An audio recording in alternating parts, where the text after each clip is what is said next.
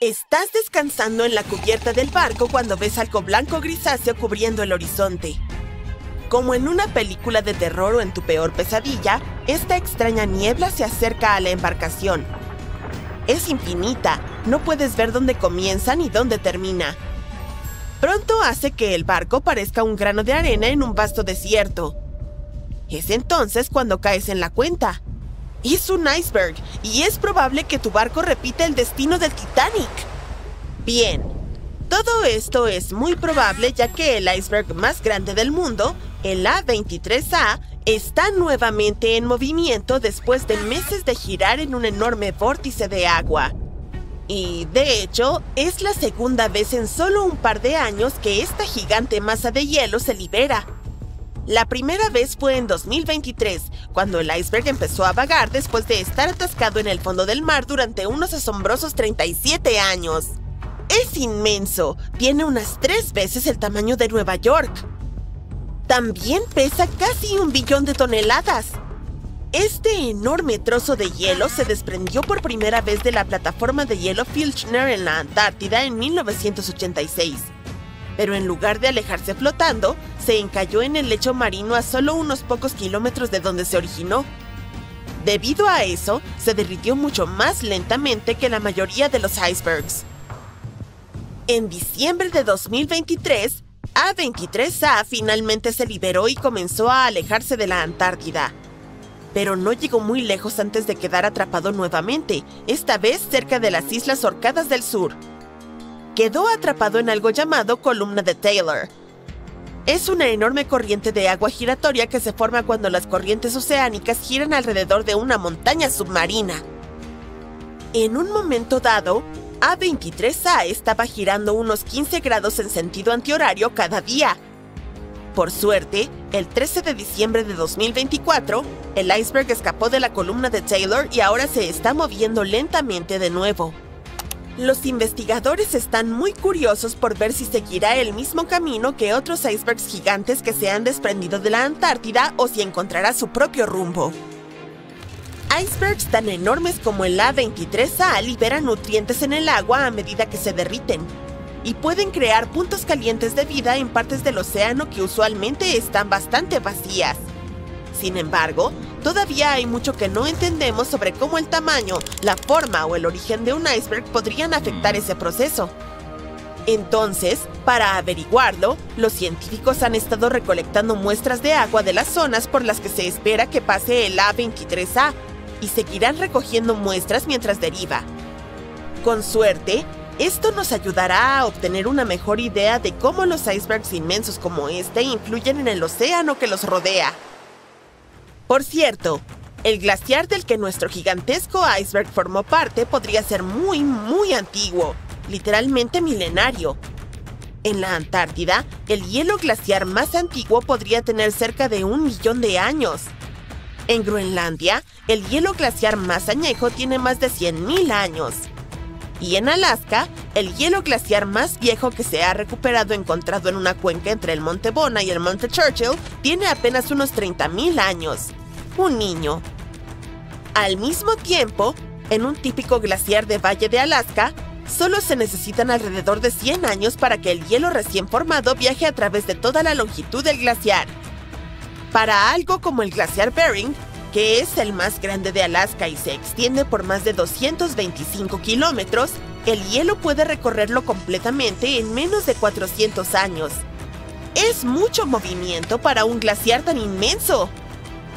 Bien, vamos al callejón de los icebergs, un tramo del océano Atlántico que se extiende desde el Ártico hasta Terranova. Si deseas ver tantos icebergs como sea posible, ese es el lugar al que debes ir. Toneladas de icebergs flotan por este sitio cada año. La mayoría provienen de Groenlandia. En primavera y verano, grandes trozos de glaciares se desprenden y son transportados por las corrientes de norte a sur a través de la bahía de Baffin hacia el mar de Labrador, donde finalmente se derriten. Algunos icebergs también provienen de la costa de Canadá, viajan a través del estrecho de Davis y se adentran en el mar de Labrador antes de derivar a lo largo de las costas este y oeste de Terranova. Estos enormes trozos de hielo son muy antiguos también, con unos 10.000 años. Cada año, entre 400 y 800 icebergs de tamaño mediano y grande pasan por el callejón de los icebergs. La velocidad a la que se desplazan depende de su tamaño, su forma, de las corrientes, las olas y el viento, pero la velocidad promedio es de medio kilómetro por hora. Hay 6 tipos de icebergs que atraviesan este callejón. Los icebergs tabulares son placas planas de hielo, mucho más anchas que altas. Los icebergs macizos tienen lados empinados y ángulos agudos, como pirámides recortadas. Los icebergs en cuña tienen un lado empinado y otro inclinado. Los icebergs domo tienen una cima redondeada. Los icebergs pináculo tienen uno o más picos empinados que sobresalen. Y los icebergs de dique seco tienen forma de U, con una sección hueca. Todos lucen increíbles. Comenta abajo cuál es tu tipo favorito. De todos modos, a medida que se desplazan hacia el sur, el agua más cálida acelera su derretimiento, lo cual los vuelve bastante impredecibles y a veces peligrosos. Hoy en día, los satélites ayudan a rastrear icebergs medianos y grandes para prevenir accidentes, pero los icebergs de menor tamaño aún pueden ser un riesgo para las embarcaciones pequeñas. Un iceberg acaparó los titulares en 2018 cuando se acercó al pueblo de Ferryland en Terranova. Las fotos del enorme iceberg elevándose sobre las casas del pueblo se hicieron virales. Se quedó atascado en agua de 100 metros de profundidad, demasiado poco profunda para su tamaño enorme. Y ahora, te llevaré en un viaje al pasado para presenciar el nacimiento de algo hermoso e igualmente desastroso. Su sola existencia llevó a una de las mayores tragedias de la historia. Observa. Un enorme trozo de hielo se está desprendiendo de un glaciar en el suroeste de Groenlandia. Está hecho de nieve que cayó hace más de 100.000 años, cuando los mamuts aún vagaban por el planeta. El enorme iceberg inicia su largo recorrido. Tiene más de 500 metros de longitud y pesa 75 millones de toneladas. A pesar de su tamaño, es bastante tranquilo y se mantiene alejado de los barcos y de las concurridas rutas de transporte cerca de donde nació. Pero luego, comienza a flotar hacia el sur, mucho más lejos de lo que la mayoría de los icebergs suelen llegar. Normalmente, los icebergs como este se derriten mucho antes de alcanzar aguas tan cálidas. De los 15.000 a 30.000 icebergs que se desprenden de los glaciares de Groenlandia cada año, solo cerca del 1% logra llegar hasta el Atlántico. Entonces, el hecho de que este iceberg siga avanzando y alcance más de 8.000 kilómetros al sur del Círculo Ártico para abrir lo hace realmente único. Incluso después de meses de derretimiento, este bloque de hielo sigue siendo increíblemente enorme. Pesa alrededor de 1,5 millones de toneladas, casi el doble del puente Golden Gate. Sobre el agua, su parte visible se eleva a más de 30 metros de altura. Pero como en casi todos los icebergs, la mayor parte, aproximadamente el 90%, está escondido bajo la superficie. La historia del iceberg toma un giro trágico el 14 de abril de 1912. ¿Adivina qué? Sí, se encuentra de frente con el transatlántico Titanic.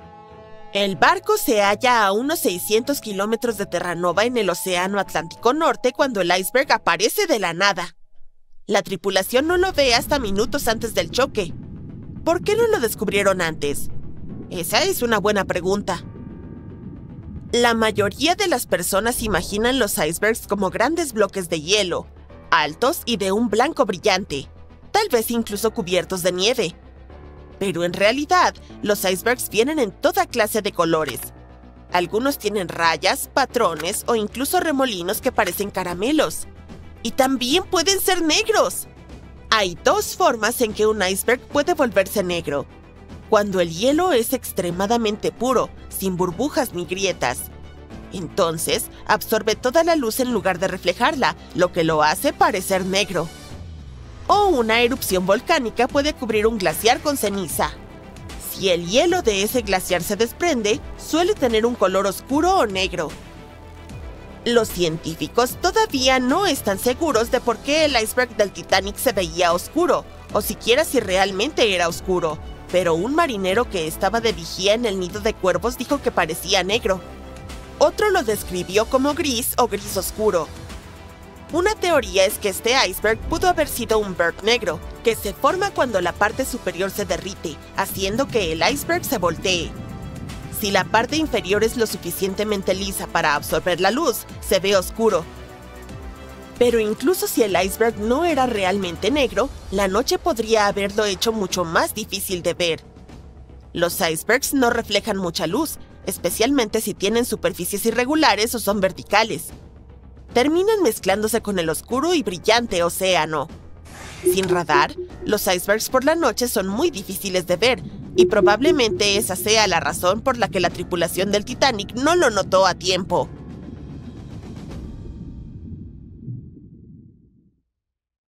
Este lugar no tiene zona horaria, ni masa terrestre, y el sol sale y se pone aquí solo una vez al año. Durante más de 450 años, desde la era del rey Enrique VIII, miles de exploradores de todo el mundo intentaron llegar a este lugar esquivo, el Polo Norte. Algunos esperaban encontrar un paso al noroeste o al noreste hacia China y las Indias, y otros solo querían ver cómo era. En 1773, la Armada Real Británica organizó la primera expedición científica al Polo Norte. Constantine Phipps se ofreció a liderar la misión. Fue difícil para los dos barcos moverse a través del grueso hielo y tuvieron que ser remolcados utilizando embarcaciones más pequeñas. En algún momento, Phipps estuvo listo para abandonar los barcos al ver un mar completamente congelado, pero al final se liberaron del hielo y escaparon hacia mar abierto para regresar a casa sin alcanzar el objetivo. En 1882, el explorador estadounidense James Booth Ludwig logró acercarse al objetivo más que cualquier otro. Para ese momento, al menos 750 personas en 42 expediciones habían perdido la vida intentando llegar al Polo Norte. El 7 de septiembre de 1909, el New York Times salió con una portada sensacional. Peary descubre el Polo Norte después de 8 intentos en 23 años. Robert E. Peary, un explorador estadounidense, afirmó haber llegado al Polo Norte en abril de ese mismo año. Sin embargo, la comunicación en aquel entonces era más lenta que ahora, por lo que el mensaje recién llegó a Nueva York en septiembre. Una semana antes del famoso titular, el New York Herald había publicado su propia sensación de portada. El Polo Norte es descubierto por el Dr. Frederick A. Cook. Cook, otro explorador estadounidense, se había esfumado en el Ártico durante más de un año y tenía a todos convencidos de que había alcanzado el polo en abril de 1908, un año antes que Peary. Era realmente complicado aportar pruebas de que alguno de ellos hubiera llegado a la meta en ese entonces. Su objetivo era moverse sobre el hielo marino, a diferencia del Polo Sur, que se encuentra en tierra firme, por lo que no podían dejar una bandera u otra prueba allí. Un diario de viaje lleno de detalles del recorrido, como distancias diarias, la posición de las estrellas y similares, probablemente serviría como evidencia, pero ni Cook ni Peary pudieron proporcionar ninguno de esos datos. Entonces cada uno de ellos inició una carrera para demostrar que eran honestos y dignos de confianza. Se consideró a Peary como el descubridor del Polo Norte hasta 1988. Fue entonces cuando la National Geographic Society revisó la evidencia y encontró que sus registros no probaban su hazaña. La afirmación de Cook no fue confirmada ni refutada. El explorador británico nacido en Australia, Sir Hubert Wilkins, emprendió su primera expedición al Polo Norte en 1913. Fue entonces cuando se le ocurrió la idea de alcanzar el objetivo en submarino. En 1931 pidió prestado un submarino especial llamado O-12 de la Armada de los Estados Unidos. La futura misión tenía dos objetivos principales: realizar experimentos científicos mientras flotaban sobre el hielo y se movían bajo el agua, y llegar al Polo Norte viajando por debajo del hielo. Planeaban estudiar el clima, tomar medidas de temperatura y recolectar muestras de agua tanto de la superficie como del fondo marino. El submarino que usó Sir Hubert fue llevado a un astillero en Nueva Jersey para ser modificado. Añadieron el equipo científico más moderno y cambiaron el exterior para que el submarino pudiera viajar bajo el hielo. El 16 de marzo, el submarino comenzó su viaje hacia el astillero naval de Brooklyn, en Nueva York. Pero incluso antes de salir del río Delaware, enfrentaron retrasos. Una tormenta de nieve los obligó a detenerse en el astillero naval de Filadelfia y tuvieron que parar nuevamente para conseguir más combustible. Cuando el submarino estaba entrando al puerto de Nueva York, un tripulante de solo 27 años cayó por la borda y se ahogó. El submarino fue oficialmente rebautizado como Nautilus, y el nieto de Julio Verne, el autor de 20.000 leguas de viaje submarino que inspiró el nuevo nombre, estuvo allí para presenciarlo. Antes de comenzar su travesía, la tripulación probó el Nautilus en diferentes lugares frente a la costa de Nueva Inglaterra. Enfrentaron críticas y ya estaban 2 meses retrasados, así que decidieron dirigirse directamente a Inglaterra. Durante su viaje a través del Atlántico, navegaron en medio de fuertes tormentas. El 13 de junio, el motor de estribor se abrió y luego el motor de babor falló debido al uso excesivo. Mientras cruzaban el Atlántico, Sir Hubert Wilkins seguía informando por radio la posición del submarino a los Estados Unidos. Después de que fallaran ambos motores, enviaron una señal de SOS. El 15 de junio, el USS Wyoming, un enorme barco en un crucero de entrenamiento con estudiantes navales, rescató al Nautilus. El Wyoming remolcó el submarino averiado hasta Queenstown, Irlanda, y luego fue llevado a Davenport, Inglaterra, para hacer las reparaciones. Tuvieron que esperar repuestos de Estados Unidos, lo que causó más retrasos. Una vez que el Nautilus fue reparado, se dirigieron a Bergen, Noruega, para encontrarse con los oficiales científicos del submarino y obtener más equipos. Una de las adiciones más importantes fue una cámara de buceo que les permitió bajar herramientas científicas al agua a través de una escotilla especial. El 5 de agosto, el Nautilus finalmente dejó Bergen y se dirigió al norte para encontrar témpanos de hielo. Tuvieron muchos retrasos debido a problemas mecánicos y tormentas. Una tormenta incluso hizo que el submarino se inclinara en ángulos insólitos. Finalmente, el 19 de agosto vieron el primer témpano de hielo. Durante unos días siguieron el borde del hielo buscando un buen lugar para bucear. 3 días después, intentaron bucear bajo el hielo, pero descubrieron que los timones de inmersión del submarino faltaban.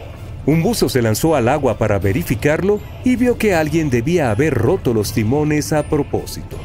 Esto hizo que Wilkins pensara que alguien de la tripulación había saboteado el submarino porque no confiaba en la misión.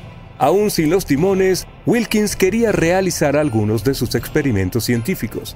El último día de agosto encontraron una forma de forzar al Nautilus a pasar bajo un témpano de hielo de 1 metro de espesor. Tuvieron que llenar los tanques de lastre y ajustar el equilibrio. Lograron realizar más inmersiones bajo el hielo de esta manera antes de que terminara el viaje. Después de unos días más intentando investigar, Wilkins decidió que era demasiado peligroso permanecer en el mar. El Nautilus llegó a Svalbard, el archipiélago ubicado entre la Noruega continental y el Polo Norte, el 8 de septiembre tras atravesar la peor tormenta del viaje. Planeaban ir a un puerto de Inglaterra, pero otra tormenta causó muchos daños e hizo que los motores fallaran, por lo que tuvieron que detenerse nuevamente en Bergen. Después de obtener el permiso de la Junta de Navegación de Estados Unidos, el Nautilus fue remolcado fuera de Bergen y hundido en un fiordo noruego el 30 de noviembre de 1931. En 1958, un submarino estadounidense con el mismo nombre, Nautilus, se convirtió en el primer navío en alcanzar el Polo Norte viajando bajo el hielo. Este Nautilus era mucho más grande que los submarinos que lo precedieron. Tenía casi 100 metros de largo y pesaba 3.600 toneladas. Para compararlo, el otro Nautilus medía 53 metros de largo. A diferencia de otros submarinos, el nuevo Nautilus podía permanecer bajo el agua por más tiempo porque su motor atómico no necesitaba aire y solo usaba una pequeña cantidad de combustible nuclear. El 23 de julio de 1958 partió de Pearl Harbor, Hawái, en la Operación Sunshine. Había 116 personas a bordo, el comandante Anderson, 111 oficiales y miembros de la tripulación y 4 científicos civiles. El Nautilus viajó hacia el norte a través del estrecho de Bering y recién emergió una vez que estaba en Point Barrow, Alaska. El 1 de agosto el submarino dejó la costa norte de Alaska y se sumergió bajo la capa de hielo del Ártico. El submarino viajó a una profundidad de 150 metros con el hielo de un grosor de entre 3 y 15 metros. A las 11:15 de la noche del 3 de agosto, el comandante Anderson le dijo a su tripulación: «Para el mundo, nuestro país y la Marina, el Polo Norte y el Nautilus pasó justo por debajo del Polo Norte sin detenerse». El 5 de agosto el submarino emergió en el mar de Groenlandia y luego, 2 días después, terminó su histórico viaje en Islandia.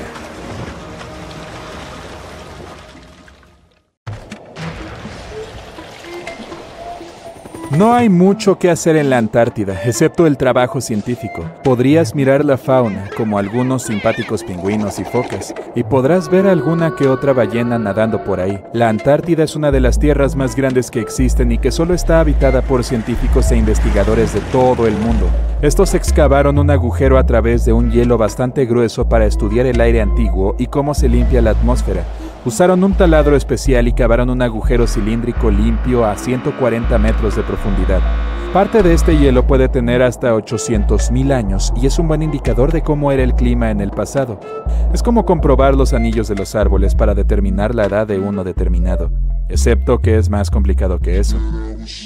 Después de cavar sin esfuerzo, decidieron dejar caer algo de hielo al fondo del agujero para ver qué pasaba después. Escucharon unos sonidos realmente inusuales.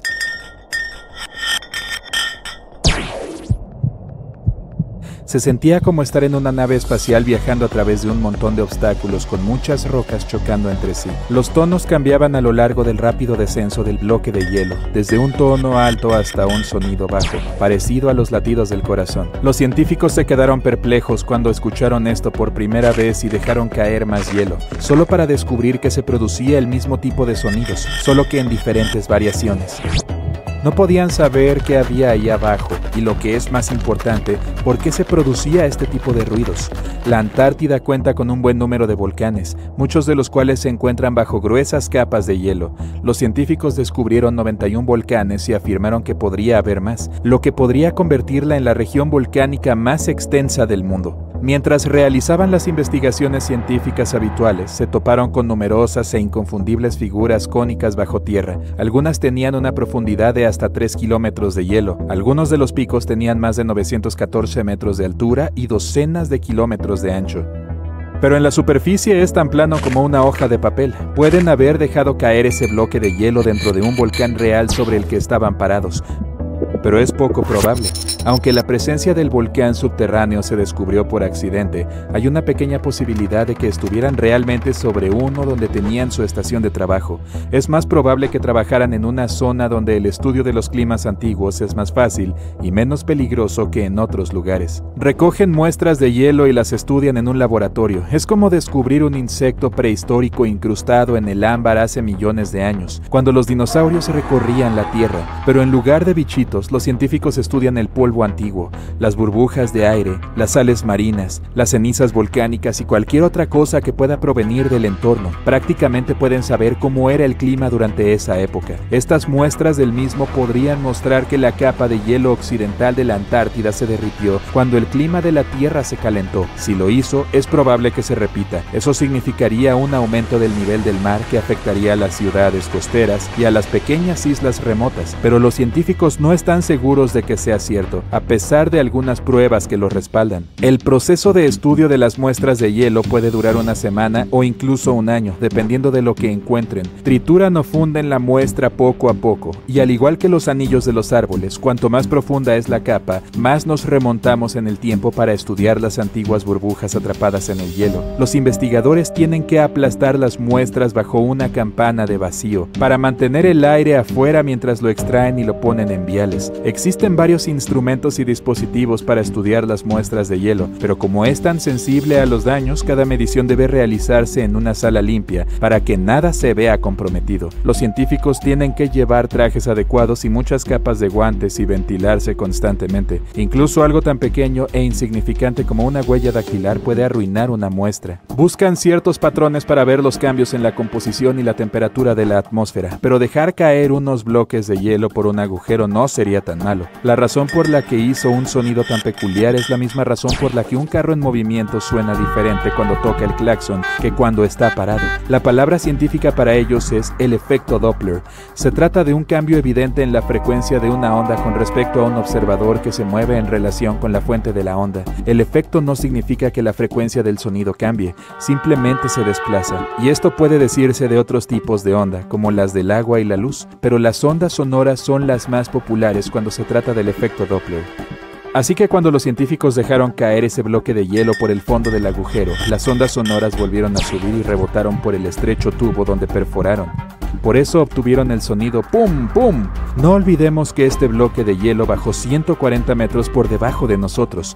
Los barcos petroleros cavan agujeros en la corteza oceánica que se adentran miles de metros bajo la tierra.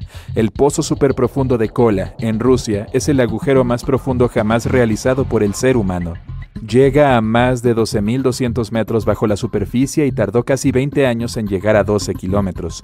Debajo de él hay solo la mitad de la distancia hasta el manto. En términos de toda la Tierra, este agujero tan profundo está literalmente arañando la superficie. Este no era un agujero para cavar en busca de petróleo y tampoco estaba en el océano. La perforación se detuvo en 1992 cuando los ingenieros descubrieron que las temperaturas eran 37 grados centígrados más altas que lo que habían previsto. Y entonces se abandonó y ahora solo es un orificio estéril, pero es lo más cerca que hemos excavado del centro del planeta. Lo que da miedo es que algunos de los trabajadores en el sitio podían oír voces que venían de adentro.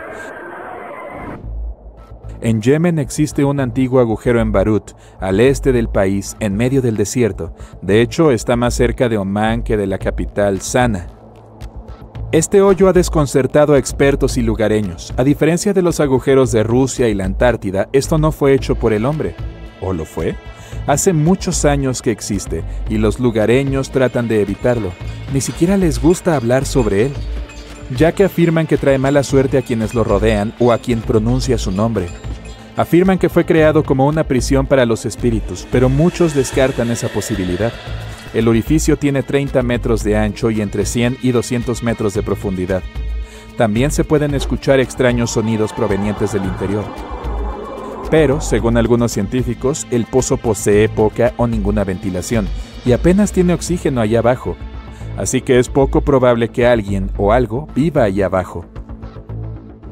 El abismo Challenger en la fosa de las Marianas captó unos gruñidos de tono bajo en marzo del 2016. Algunos de estos gruñidos iban seguidos de chillidos. Captaron estos sonidos en un lapso de semanas, usando un micrófono encapsulado en titanio para que la inmensa presión del punto más bajo de la Tierra no lo aplastara.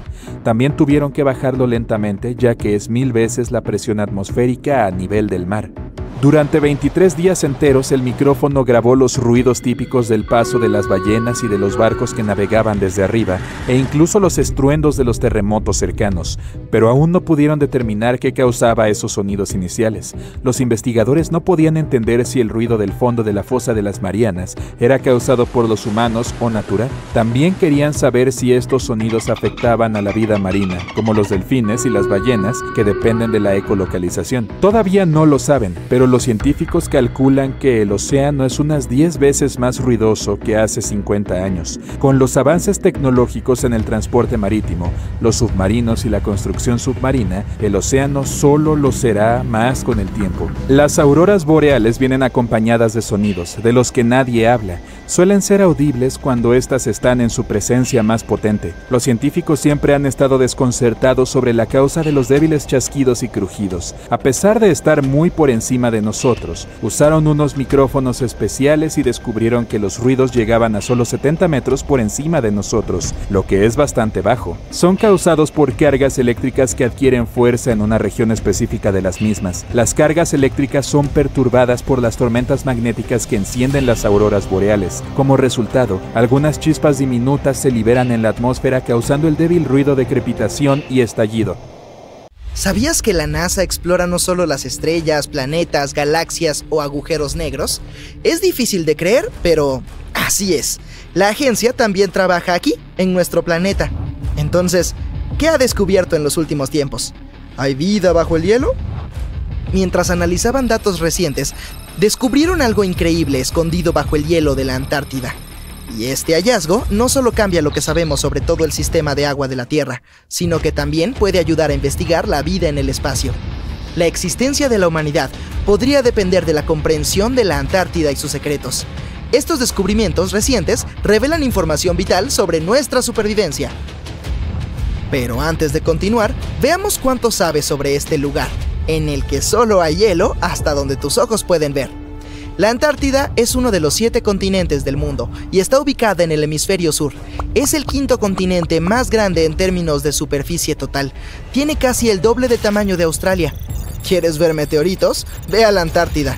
Debido a su clima seco, es uno de los mejores lugares para observar el espacio. Pero lo que es aún mejor es que puedes encontrar meteoritos en la superficie del continente. Los científicos ya han extraído unos 45.000 meteoritos del hielo y creen que podría haber otros 300.000. Como no hay muchas rocas expuestas, les resulta fácil encontrarlos gracias a su color oscuro. El ambiente desértico seco también ayuda a preservarlos, aunque hayan caído hace más de 1 millón de años. ¿Te imaginas alguna actividad volcánica en la Antártida? Es difícil, pero este es el lugar donde el fuego se encuentra con el hielo. La mayor parte de la actividad volcánica está en la Antártida Occidental. Los científicos descubrieron recientemente que existen 138 volcanes solo en este sector. ¡Wow! Uno pensaría que la Antártida siempre es fría, pero no. Sus regiones costeras pueden calentarse hasta los 10 grados centígrados.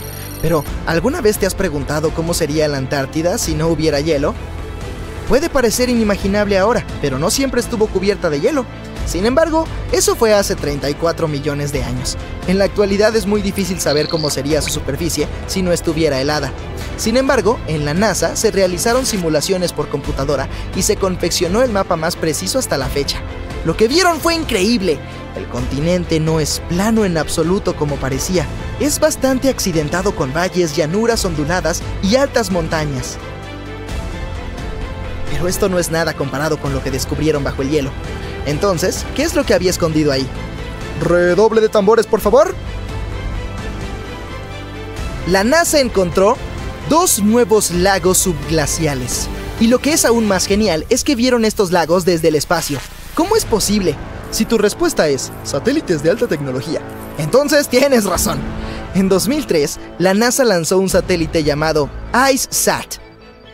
Midió el balance de masa de la capa de hielo y la altura de las nubes. El satélite también ayudó a crear el mapa sin hielo de la Antártida. En 2010, la Agencia Espacial Europea lanzó el segundo satélite, CryoSat-2, para rastrear los cambios en el espesor del hielo. Luego, en 2018, se lanzó el tercero, IceSat-2, una continuación del IceSat. Midió la elevación de la capa de hielo y el espesor del hielo marino. Era el instrumento láser de observación de la Tierra más avanzado de la NASA y entregó los datos de mayor precisión. Y cuando esto se combinó con los datos de los otros satélites, fue posible detectar estos 2 nuevos lagos cerca de un par de lagos más grandes. Pero, ¿cómo es posible que estos lagos existan? El espesor promedio del hielo de la Antártida es de 1,9 kilómetros. Sin embargo, puede tener más de 3 kilómetros de espesor en algunos lugares, en especial durante el invierno.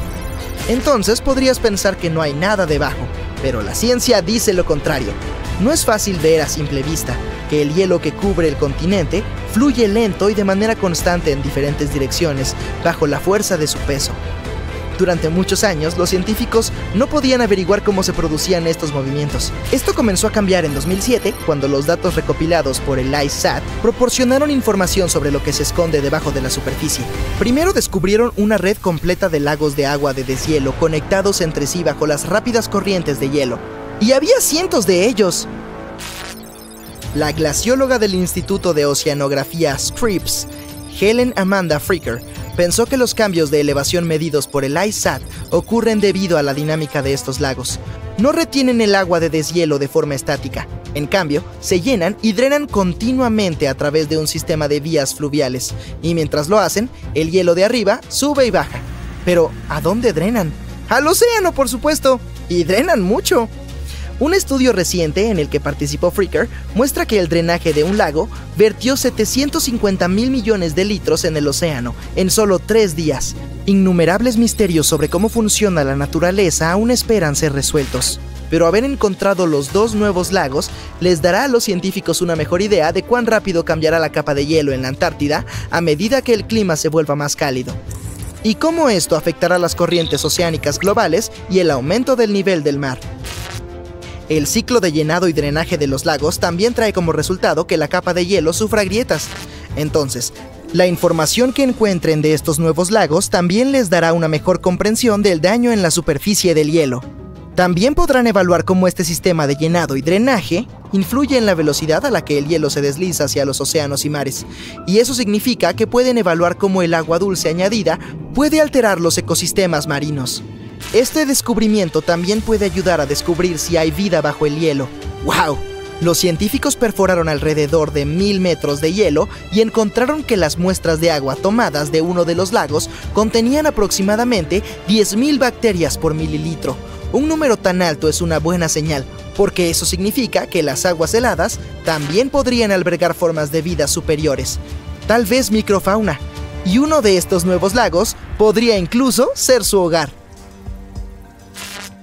Pero lo más emocionante es que estos nuevos lagos podrían ayudar a los científicos a comprender si es posible que exista este tipo de vida en otros planetas.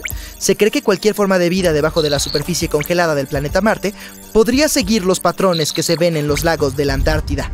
Por lo tanto, existe la posibilidad de que se encuentren pistas sobre qué tipo de vida pudo haber existido en el planeta rojo.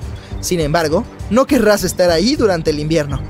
En nuestro planeta, las temperaturas más bajas están cerca de los menos 90 grados centígrados. En el 2010, por ejemplo, hubo un registro de menos 93 grados centígrados, y es posible que sientas este frío mucho más debido a los vientos fuertes y secos. ¿Sabías que el tamaño de la superficie de hielo de la Antártida también cambia a lo largo del año? En verano tiene 3 millones de kilómetros cuadrados, pero cuando es invierno, crece hasta los 19 millones de kilómetros cuadrados. Sin embargo, a pesar del cambio, en la Antártida se encuentra la acumulación de hielo más grande de la Tierra. Lo siento, Ártico, tú pierdes. ¿Conoces a estos lindos pingüinos? Bueno, ellos son los habitantes de este continente, y no los humanos.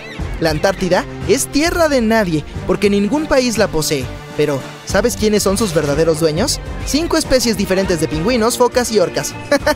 A pesar de las duras condiciones, puedes visitar el continente como turista o investigador. Alrededor de 5,000 personas residen ahí durante el verano, en bases científicas, pero cuando llega el invierno, el número se reduce a 1000. La capa de hielo de la Antártida constituye el 70% de las reservas mundiales de agua dulce. Imagina qué pasaría si se derritiera. Los niveles globales del mar se elevarían casi 60 metros.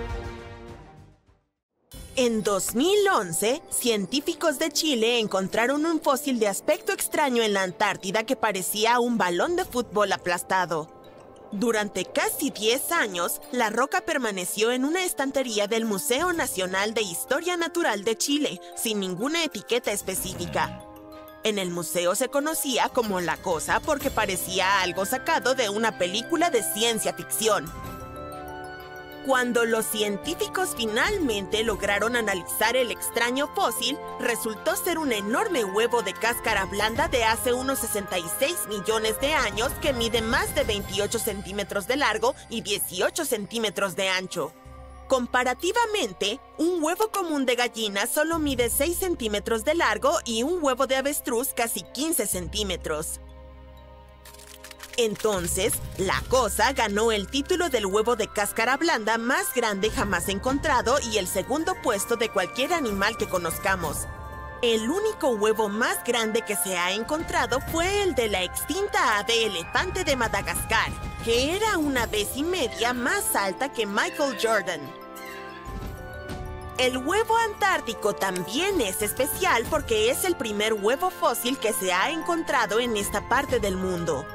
Así que, quien lo haya dejado ahí debe haber sido una criatura enorme, tal vez un reptil marino gigante que vivió hace mucho tiempo, como un mosasaurio. Esto es sorprendente porque la mayoría de los científicos pensaban que estas criaturas ni siquiera ponían huevos, así que este descubrimiento podría cambiar lo que sabemos sobre ellas. El huevo también es único porque tiene una cáscara delgada y sin poros, lo cual es completamente diferente de la mayoría de los huevos de dinosaurios. En realidad, se parece más a los huevos de lagartos y serpientes, pero provino de una criatura gigante relacionada con estos animales. Ningún dinosaurio conocido ni reptil volador de esa época y lugar era lo bastante grande como para poner un huevo tan enorme, así que, después de todo, debe haber sido un mosasaurio, pero no podemos estar 100% seguros. Los científicos estudiaron 259 tipos de reptiles vivos, como lagartos y serpientes, y sus huevos. A partir de esto, dedujeron que la madre que puso el huevo medía al menos 7 metros de largo, sin contar su cola. Durante el último periodo Cretácico, hace 100 millones a 66 millones de años, esta parte de la Antártida podría haber funcionado como un criadero.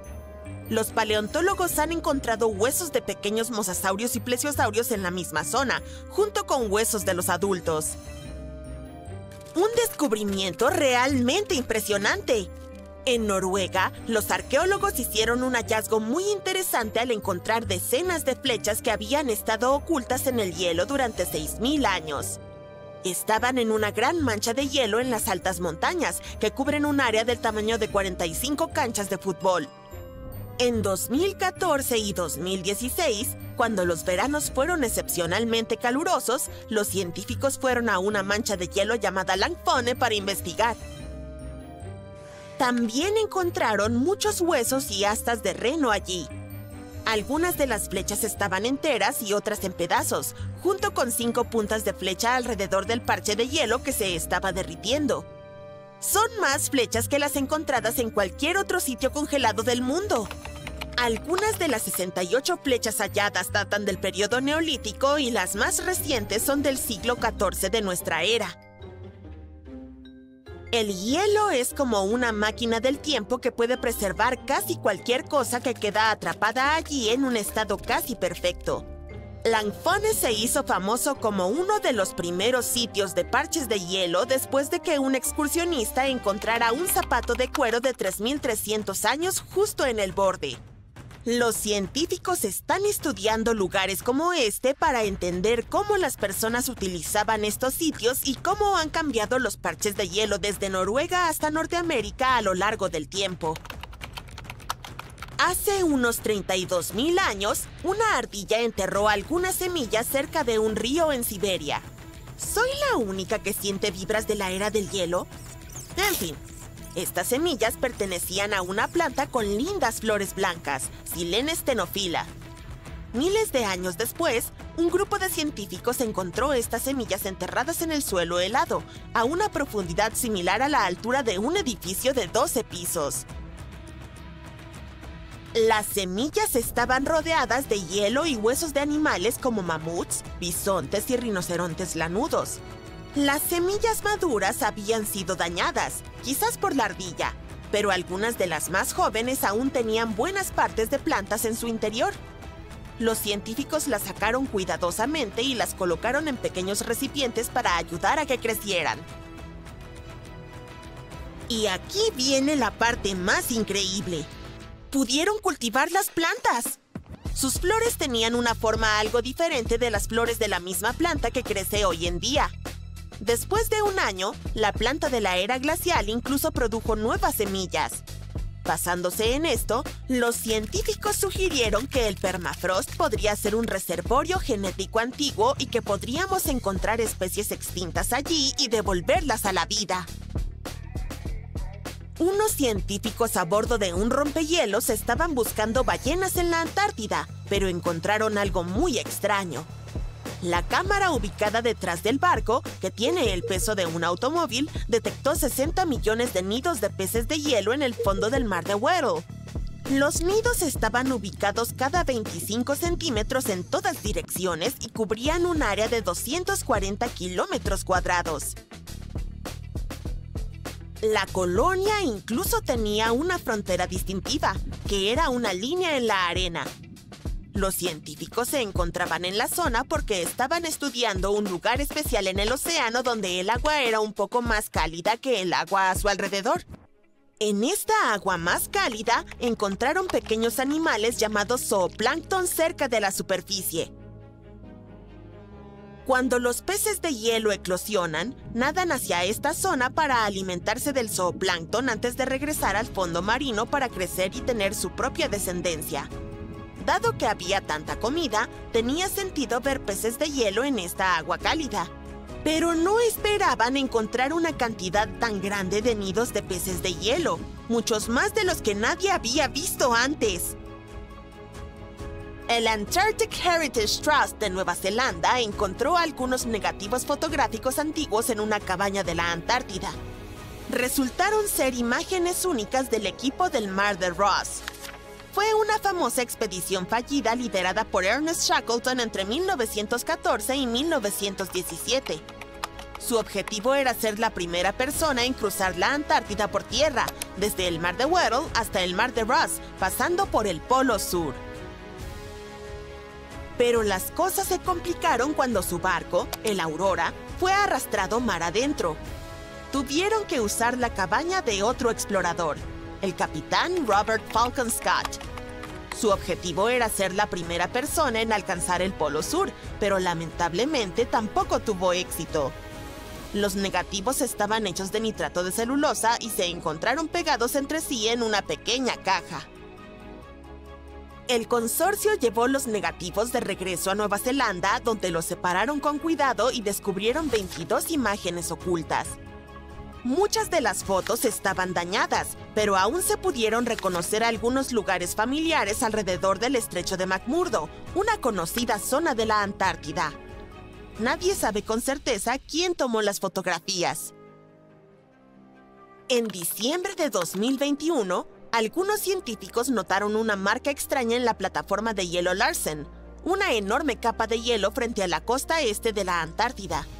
Creyeron que podría ser un río que fluía bajo el hielo, así que perforaron casi 500 metros para investigarlo.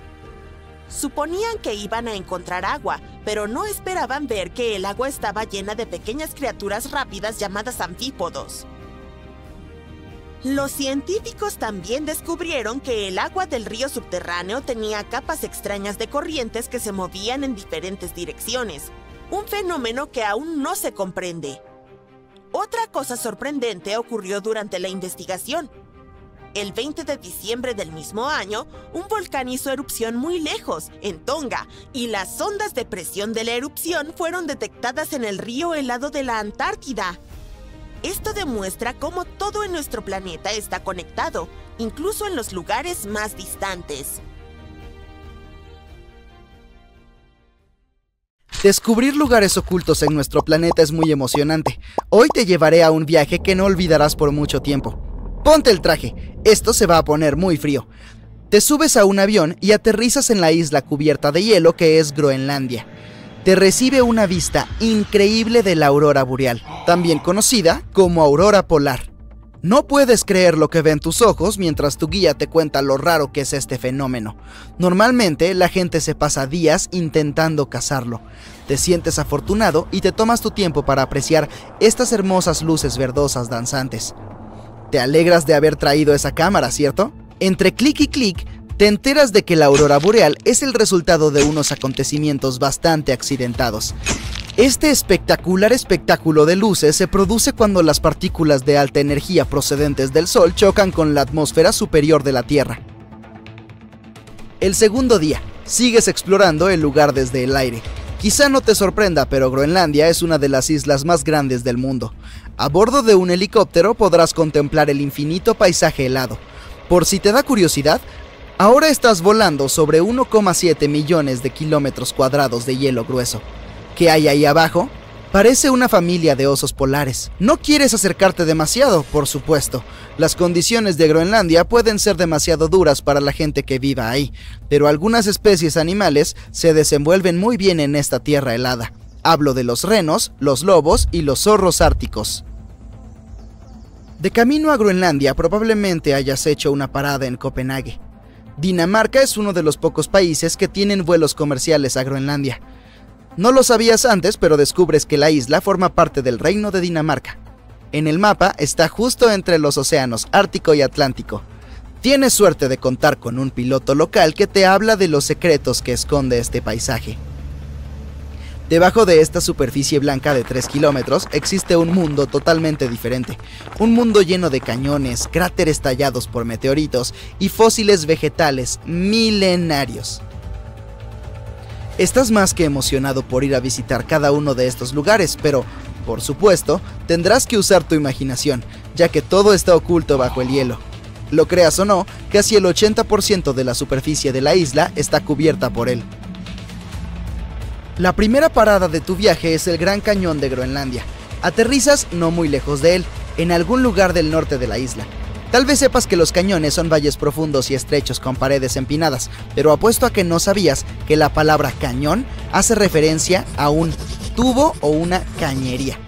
Ahora bien, este Gran Cañón tiene algunas similitudes con el de Estados Unidos. En primer lugar, el tamaño. Tiene al menos 750 kilómetros de largo y hasta 800 metros de profundidad en algunos lugares. Hay un verdadero valle subglacial ahí abajo.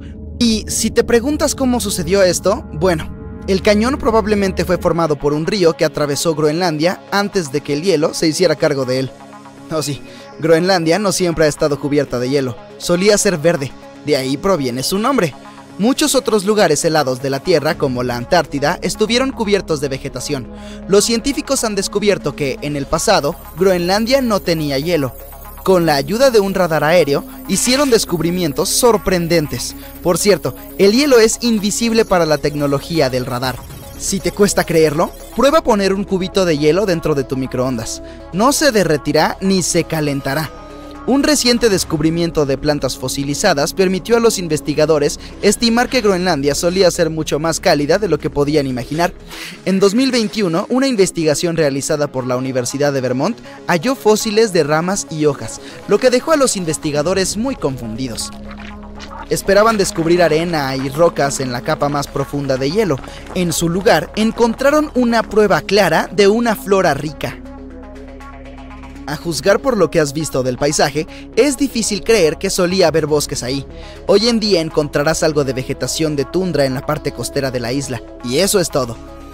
Pero según el material genético encontrado en estas plantas fósiles, los investigadores creen que la isla solía ser mucho más verde. Es muy probable que hubiera bosques llenos de insectos con mariposas y escarabajos volando por doquier. La temperatura promedio de la isla variaba de 10 grados centígrados en verano a menos 17 grados centígrados en invierno. La operación Icebridge de la NASA ha sobrevolado Groenlandia más de 100 veces. Esto ha permitido a los investigadores crear mapas 3D de la isla y averiguar la edad de cada capa de hielo en Groenlandia. Ellas pueden ayudar a responder muchas preguntas científicas, ya que se forman a lo largo de miles de años. Se trata de capas de nieve sobre más nieve. La nieve se compacta y se convierte en hielo, creando así lo que llamamos una capa de hielo. ¿Recuerdas los fósiles de los que hablamos? Se cree que son del periodo Eemiano, que tuvo lugar hace 130.000 a 115.000 años. Según las innovadoras imágenes en 3D de la NASA, podemos ver 3 periodos climáticos distintos dentro de la capa de hielo. La capa superior es bastante plana y uniforme. Si decidieras ir más profundo, encontrarías la capa formada durante la última glaciación. Es más compleja y accidentada. El hielo ahí es más oscuro que el que se ve en la superficie. Si dejas que tu mente divague, puedes imaginar cómo era esta parte del mundo cuando los mamuts vagaban por ella. Si siguieras cavando, acabarías encontrando restos de hielo del periodo Eemiano del que te he hablado. Dicho eso, los cañones no son lo único inusual que se encuentra bajo el hielo. Si pudieras echar un vistazo bajo todas esas capas de nieve, verías una impresionante cordillera y también fiordos. En 2017, los científicos crearon un mapa que mostraba el aspecto de Groenlandia sin todo ese hielo. Había una depresión en forma de cuenco en el centro de la enorme isla. Esta depresión era probablemente un antiguo lago. A su alrededor había un círculo de cordilleras costeras. Este escenario probablemente se parecía a los paisajes de la Patagonia moderna. Grandes montañas con cimas nevadas, rodeando lagos cristalinos. Este antiguo lago de Groenlandia es una maravilla en sí mismo. Imagina una fosa del tamaño de Rhode Island y Delaware juntos. Se cree que el lago abarcaba más de 7,000 kilómetros cuadrados y en otros tiempos fue alimentado por al menos 18 arroyos diferentes. Estas aguas azules y cristalinas eran sin duda muy atractivas y heladas, por supuesto. Si decides bañarte en ellas, ten cuidado, el agua podría alcanzar los 240 metros de profundidad en algunos lugares. En el tercer día de tu aventura, descubres un verdadero parque acuático bajo el hielo. Mientras paseas por la isla, tu guía te dice que estés atento a las grietas de la superficie. Estas grietas son las responsables del moderno salón acuático que hay ahí debajo. El agua de deshielo y el agua de lluvia fluyen por las grietas hasta el lecho del río. Esto forma un paisaje de lagos y arroyos que recuerdan a joyas, llenos de agua cristalina. Los investigadores calculan que existen unos 60 lagos pequeños bajo el hielo. Y sí, son lagos de verdad. Quizá uno de los elementos ocultos más impresionantes de esta isla sea un cráter de meteorito.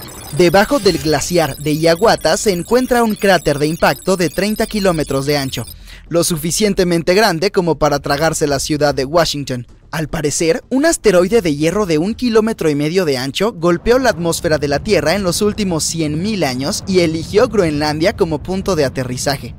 Si alguien hubiera estado cerca para verlo, habría sido testigo de un verdadero espectáculo. Una bola de fuego blanca y resplandeciente atravesando el cielo. Los científicos especulan que, si aterrizó en una capa de hielo, de seguro vaporizó tanto el agua como la roca.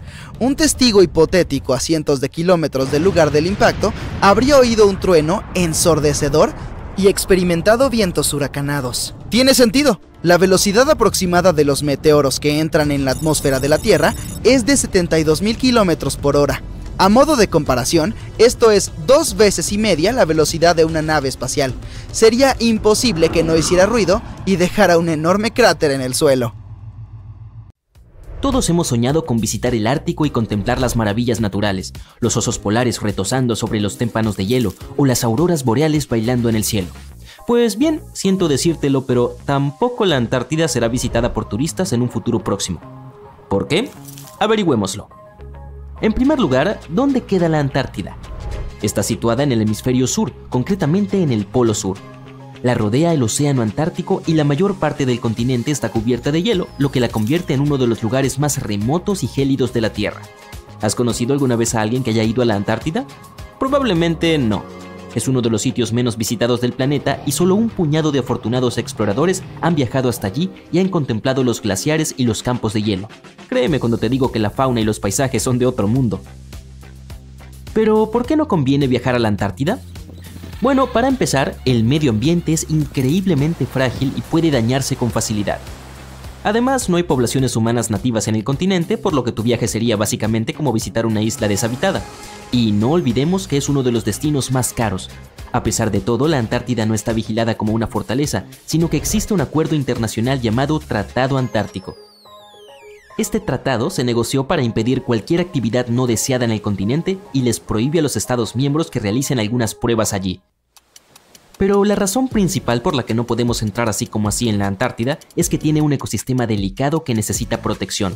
El tratado establece que la Antártida debe utilizarse únicamente con fines pacíficos y debe estar libre de cualquier actividad humana que pueda dañar el medio ambiente.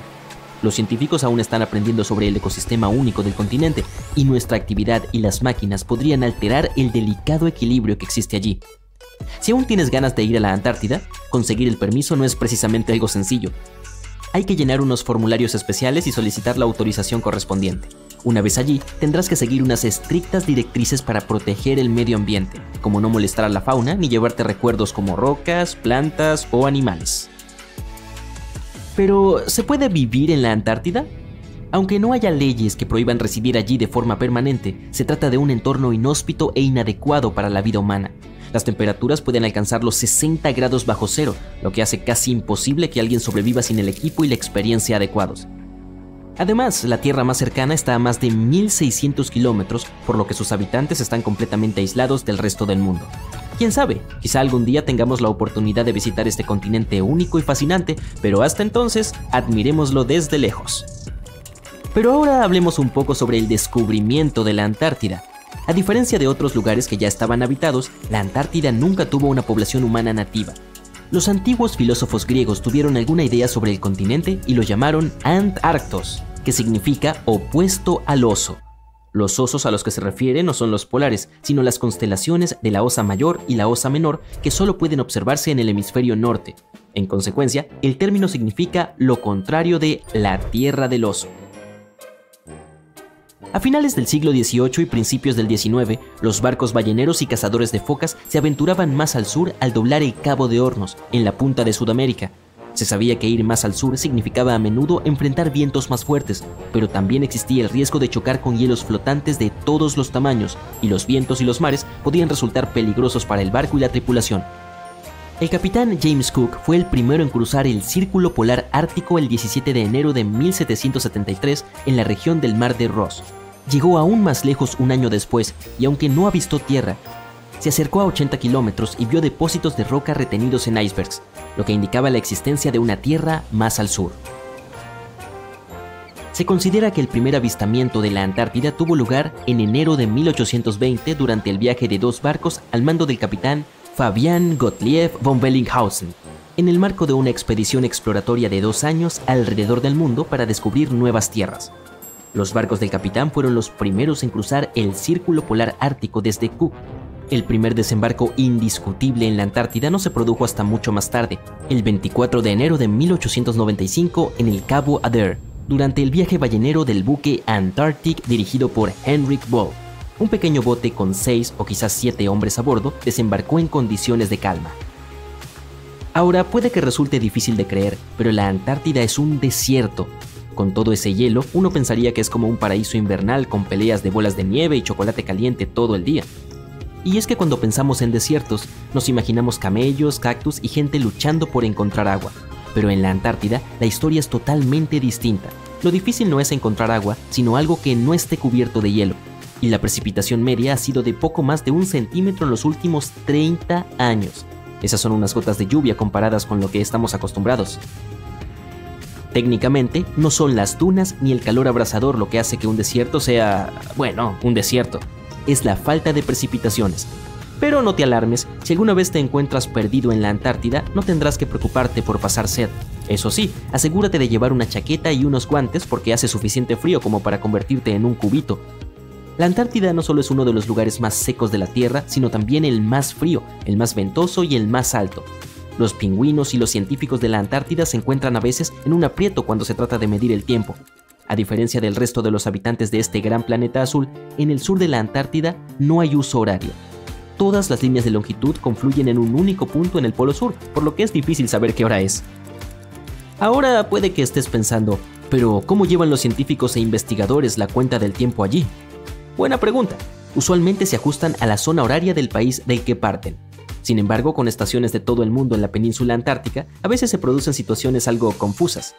Imagínate intentar coordinar algo con los países vecinos sin despertarlos sin querer en mitad de la noche. Y puede que pienses que no hay mucho que pueda sobrevivir en un lugar donde la temperatura es extremadamente fría, el sol apenas aparece y el viento puede arrastrarte más rápido que una planta rodadora. Pues bien, como en muchos rincones de la Tierra, la vida también encontró un camino en la Antártida. Lo creas o no, este continente helado bulle de actividad. Es el hogar de miles de millones de krill, que a su vez atraen a montones de focas y más pingüinos de los que puedas imaginar. Pero no te dejes engañar por su aspecto tierno y adorable. Los pingüinos son los mejores nadadores, con cuerpos hidrodinámicos que les darían envidia a los ganadores de medallas olímpicas. Bajan a tierra para reproducirse y relajarse, pero su verdadero talento consiste en robarse piedritas unos a otros y construir refugios para mantenerse calientes. La Antártida también alberga a la especie de pingüino de mayor tamaño. Se llama pingüino emperador. Estas criaturas no vuelan, pero eso no significa que no puedan saltar. De hecho, algunos de ellos pueden saltar hasta 3 metros. Y no nos olvidemos de las focas, con sus cuerpos peludos y sus cantos característicos. Estos mamíferos marinos están protegidos por el Tratado Antártico y prosperan también en las frías aguas del Océano Antártico. pero las verdaderas estrellas del espectáculo son las ballenas. Durante el verano antártico, estos enormes animales aparecen en tropel para alimentarse del abundante krill, y se arma un verdadero buffet para ballenas. Lago Enigma. ¡Qué nombre tan acertado!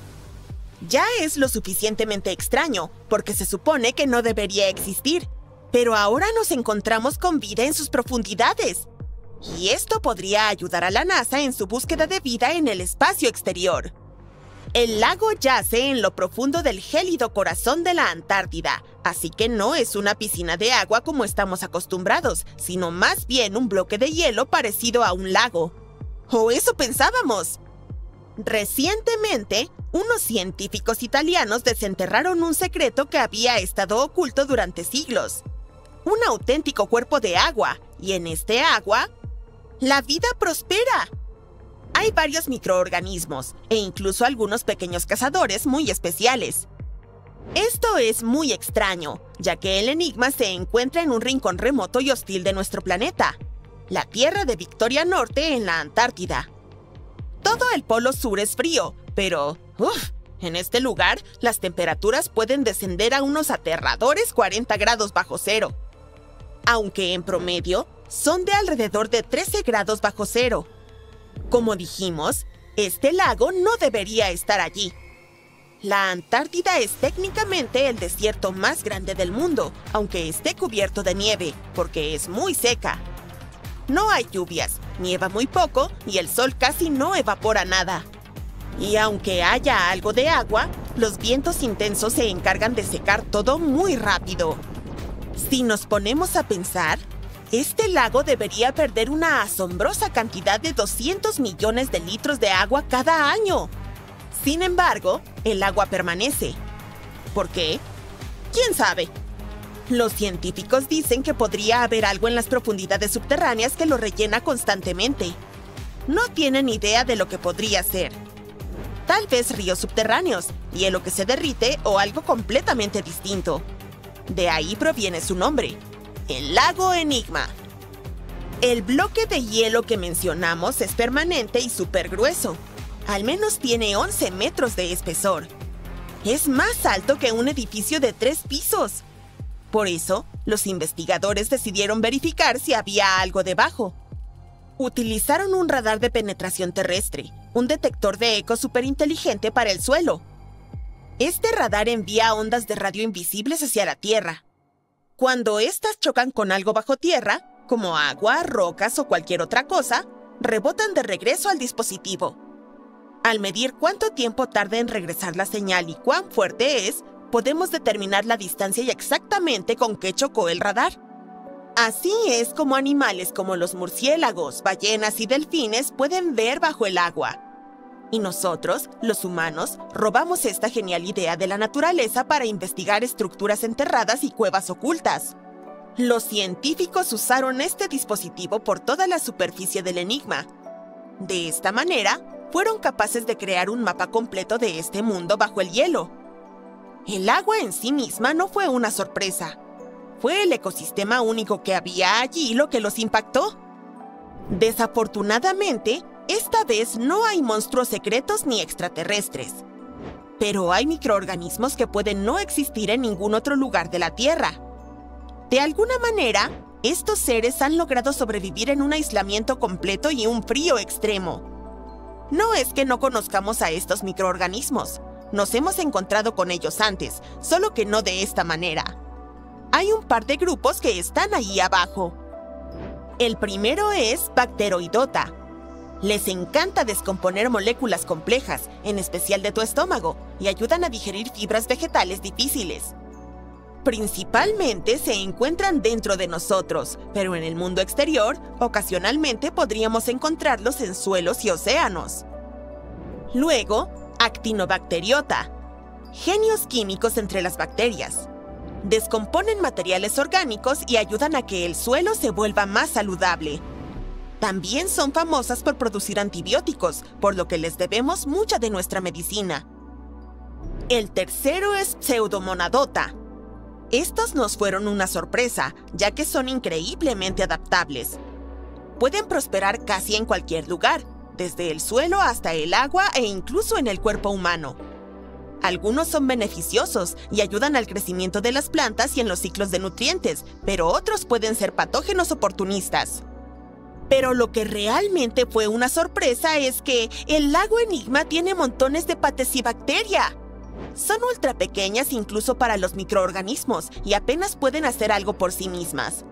Por eso prefieren vivir en simbiosis o ser pequeños parásitos, confiando en sus anfitriones para obtener nutrientes y otras necesidades. Todos estos pequeños podrían ser antiguos. Podrían ser vestigios de una época anterior a que el lago se congelara por completo, lo cual ocurrió hace cientos de miles de años. Es raro encontrar estas bacterias en el lago Enigma, especialmente los pequeños parásitos.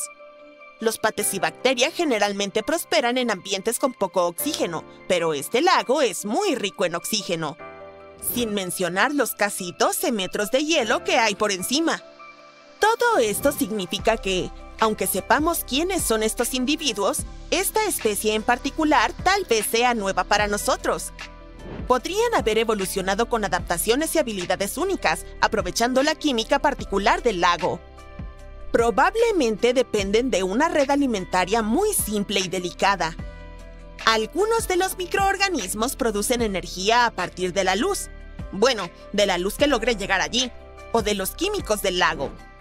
Los organismos simbióticos prosperan viviendo sobre o dentro de sus vecinos. Sí, estas criaturas microscópicas se casan entre sí. Y no se puede ser pacífico ni siquiera en un lugar así. Si descubrimos su secreto de supervivencia, podríamos aprender más sobre química, medicina e incluso vida extraterrestre. Porque si la vida puede soportar condiciones tan extremas, entonces tal vez pueda surgir prácticamente en cualquier lugar. Incluyendo a nuestros vecinos más cercanos, Europa o Encélado, lunas de Júpiter y Saturno. Definitivamente esconden océanos bajo su superficie helada, y ahora hay una muy alta probabilidad de que haya alguna forma de vida allí. La Antártida debe ser lo más parecido que tenemos a la exploración extraterrestre antes de que aterricemos en otros planetas. Está llena de misterios ocultos y criaturas sorprendentes. Incluso fuera del lago Enigma, el Polo Sur alberga vida.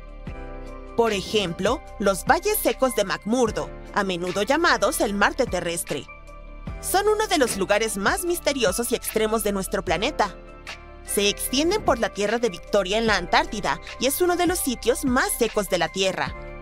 Tiene sentido si recuerdas el nombre. Sorprendentemente, a diferencia de otras partes del Polo Sur, esta tierra está casi desprovista de nieve y hielo.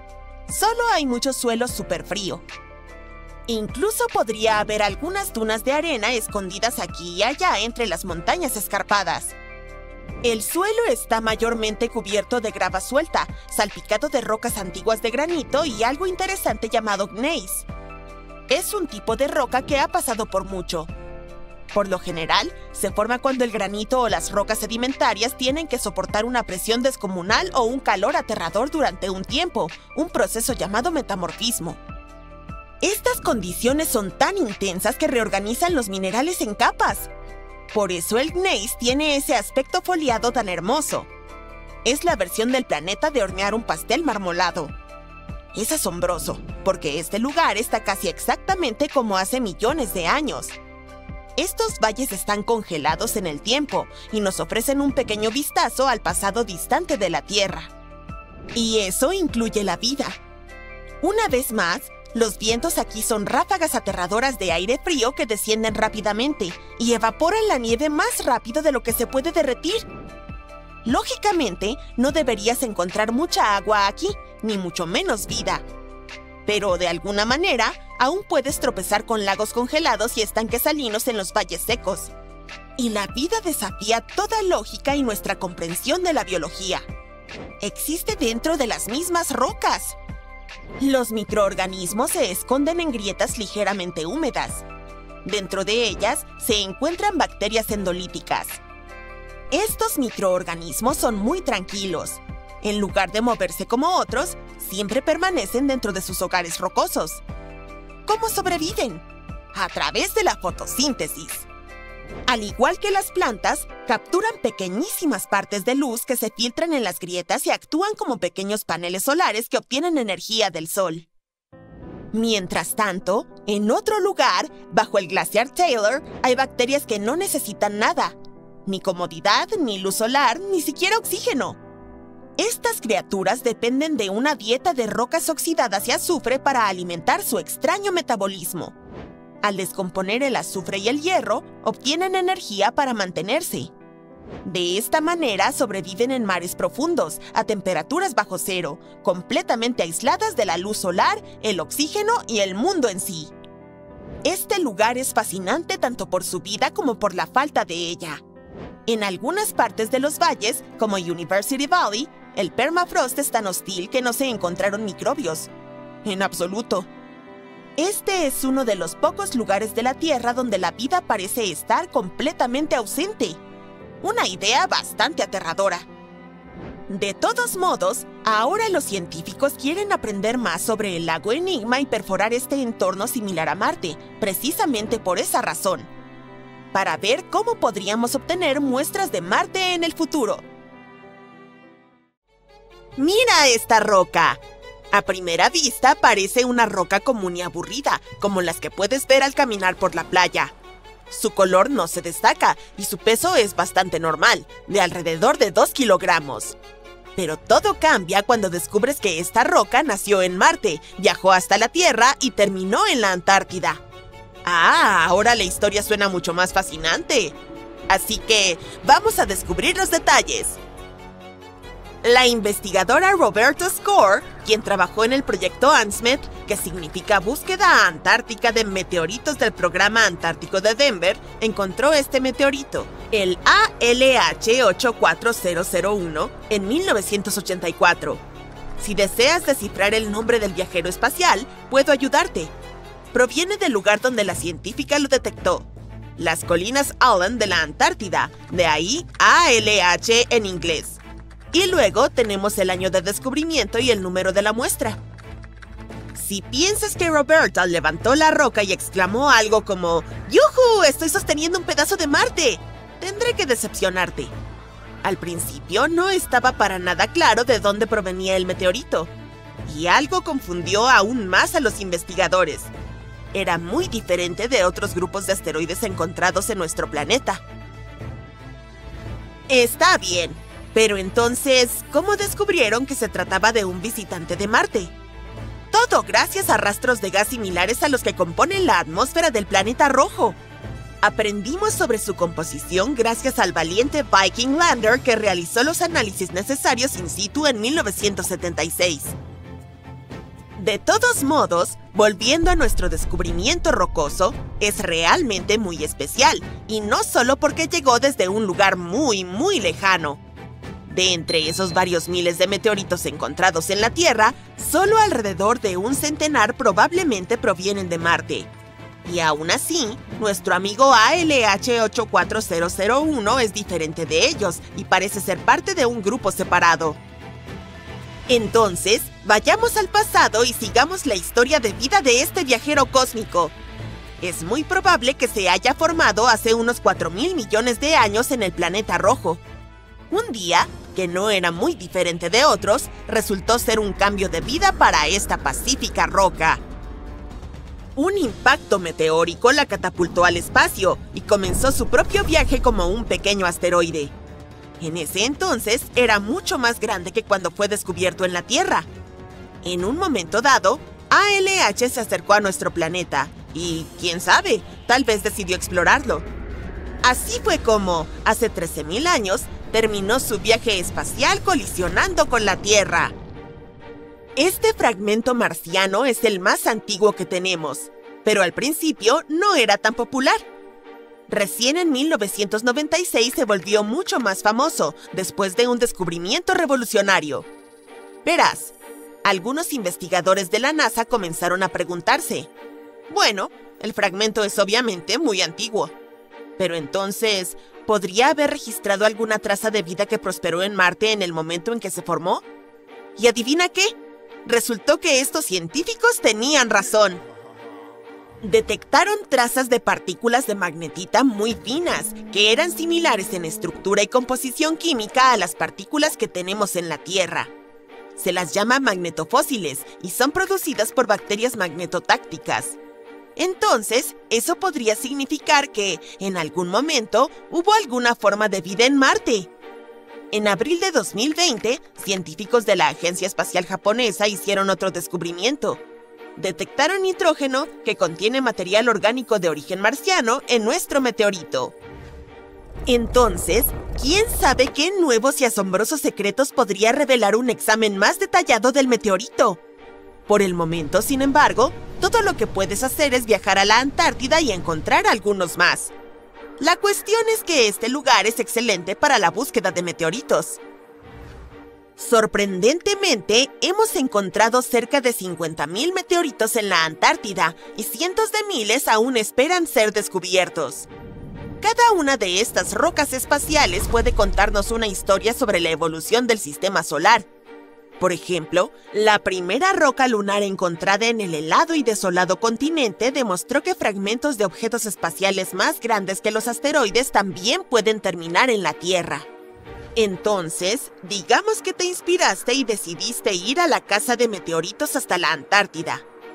Bueno, prepárate para enfrentar serios desafíos.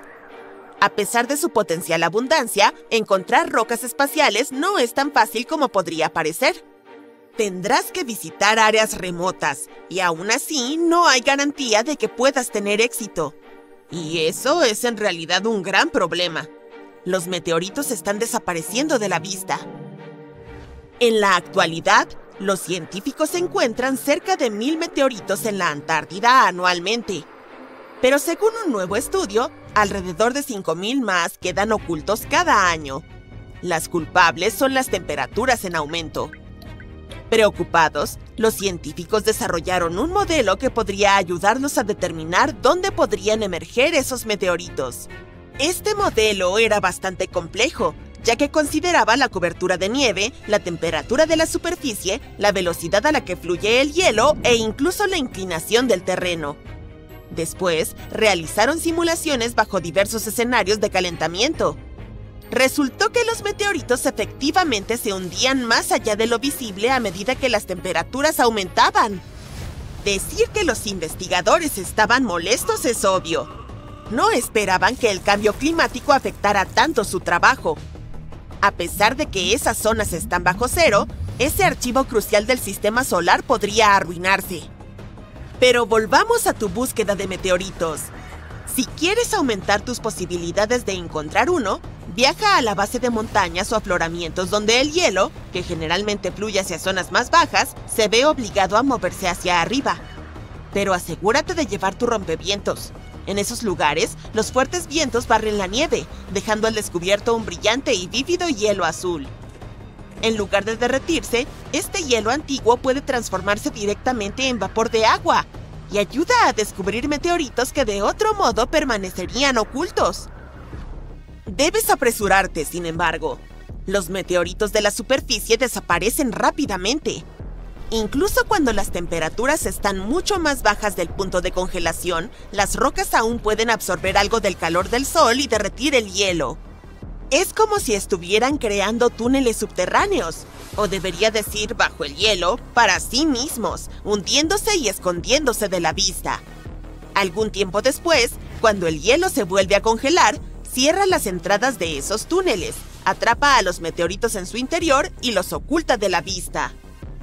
Los científicos admiten que es muy complicado encontrar métodos eficaces para detectar meteoritos. Y si no nos apresuramos a desarrollar tales métodos, podemos perder entre 80.000 y 250.000 rocas espaciales en total. No es de extrañar que los científicos tengan la misión de encontrar más meteoritos. Se están enfocando en las zonas de acumulación de meteoritos. Esos son lugares donde los meteoritos a menudo se concentran en la superficie debido a características específicas de la geología, el flujo del hielo y las condiciones climáticas. Como ya sabes, puedes encontrar meteoritos en el hielo azul sin cobertura de nieve. Esto hace que sean fáciles de detectar, pero encontrar tales focos es cuestión de pura suerte.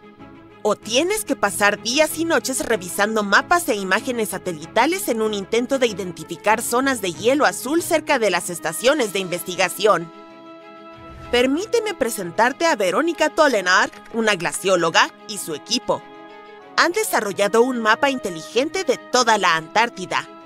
Para lograrlo, utilizaron aprendizaje automático y datos satelitales de la NASA, la Agencia Espacial Canadiense y otros. Este mapa destaca zonas donde podrían esconderse meteoritos basándose en hallazgos anteriores y en todo tipo de datos climáticos y de hielo. Al parecer, los mejores lugares para encontrar meteoritos están a lo largo de los bordes del continente y cerca de las montañas con hielo azul. Desafortunadamente, no solo importa el hielo azul. La temperatura y la velocidad del flujo de hielo también son fundamentales. Por ejemplo, si el hielo fluye demasiado rápido, los meteoritos son arrastrados antes de que puedan acumularse. Así que, si quieres encontrar un meteorito, tienes que esperar condiciones muy precisas. La temperatura de la superficie debe mantenerse por debajo de los 9 grados bajo cero casi todo el tiempo. De lo contrario, los meteoritos se hunden. Puedes comenzar con la región de Allen Hills. Sí, allí fue donde se descubrió a nuestro amigo ALH. Esta zona es una especie de mina de oro para meteoritos, con más de 1000 hallazgos. Pero hay lugares aún más prometedores, como las montañas de Fimbulheimen, y nadie ha buscado allí aún. Podría ser el primero. En cualquier caso, con este nuevo mapa, los investigadores desarrollaron un índice de a dónde ir que clasifica los mejores lugares para buscar meteoritos, haciendo que las futuras excursiones sean mucho más específicas. Y con muchas regiones de hielo azul aún inexploradas, hay montones de meteoritos esperando ser descubiertos. Entonces, ¿qué estás esperando? La Antártida. Un mundo nevado con una temperatura aproximada de 40 grados bajo cero, cubierto de hielo por millones de años. Pero no siempre fue así. Los científicos acaban de encontrar algo enterrado profundamente bajo el fondo marino que no debería existir. Pequeñas gotas doradas de ámbar. Esto significa que la Antártida alguna vez estuvo llena de vida y cubierta de árboles densos. Pero algo le ocurrió. Algo que podría cambiar nuestra percepción sobre el futuro. La Antártida ha sido una tierra de vientos aulladores durante millones de años. Ningún árbol puede crecer allí hoy en día. Pero los científicos que estudiaron esas tierras decidieron perforar profundamente bajo la superficie antártica. Bajaron miles de metros bajo el hielo y sacaron antiguas capas de sedimento. Y allí, atrapados en el tiempo, encontraron diminutos trozos de ámbar dorado. El ámbar es básicamente resina de árbol fosilizada. Se encuentra en todo el mundo, a menudo con piezas de vida antigua perfectamente conservadas. Insectos atrapados en pleno vuelo, polen congelado en el tiempo. Enteros y diminutos ecosistemas pueden quedar atrapados dentro de las gotas doradas. En cada continente, pero no en la Antártida. Hasta ahora.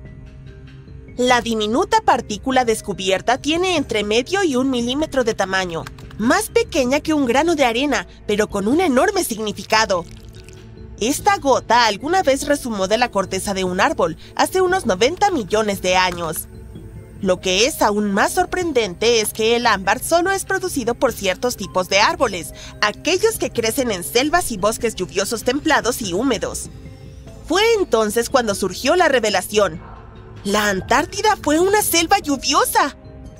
Esas diminutas motas de ámbar, visibles con detalles solo bajo un microscopio, nos cuentan una vívida historia de un ecosistema lleno de vida y vitalidad.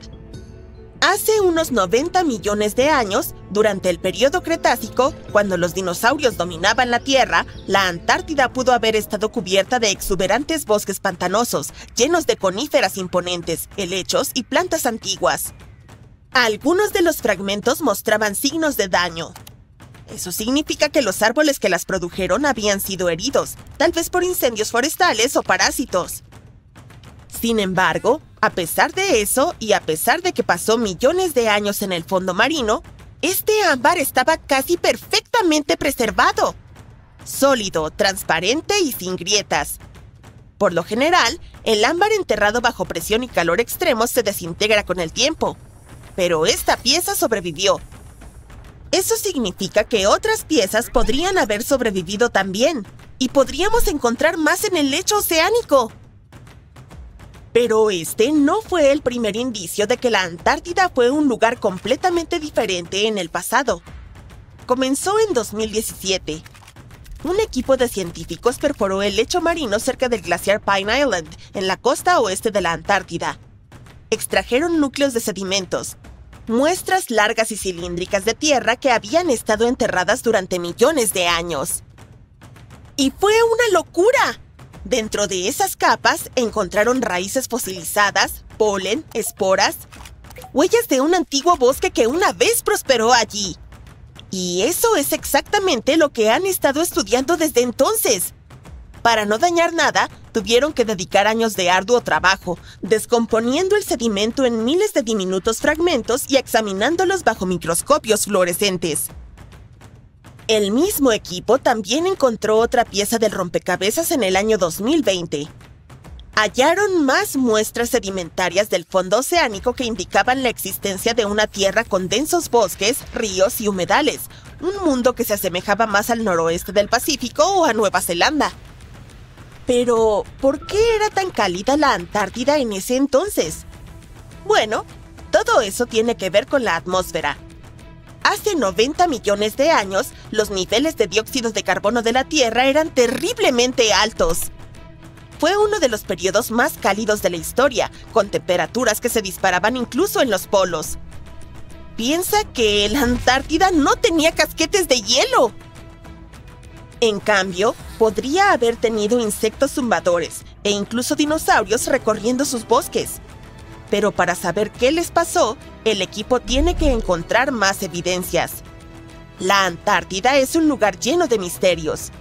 Es difícil de estudiar porque está cubierta de nieve y hielo, tanto que ni siquiera conocemos su verdadera forma y tamaño.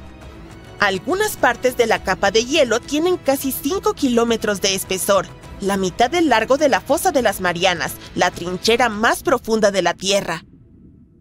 Afortunadamente, la nieve tiene una gran cualidad. Puede congelar las cosas en el tiempo a la perfección.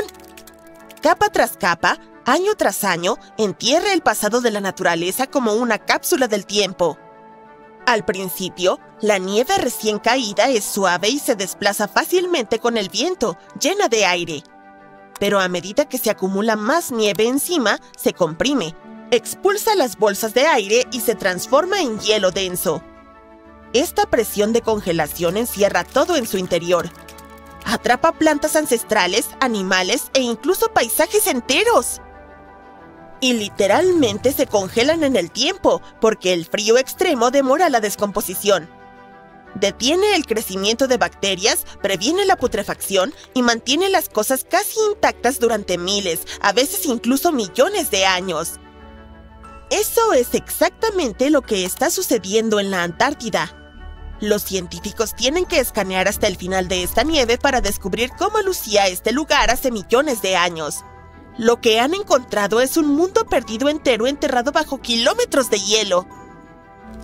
Estaba bajo el hielo más grueso de la Antártida Oriental, cerca de las cuencas subglaciales Aurora y Schmidt. El peso del hielo ha sido tan inmenso durante tanto tiempo que, de hecho, protegió la Tierra de la erosión. Los científicos lo llaman el fantasma del paisaje de la Antártida.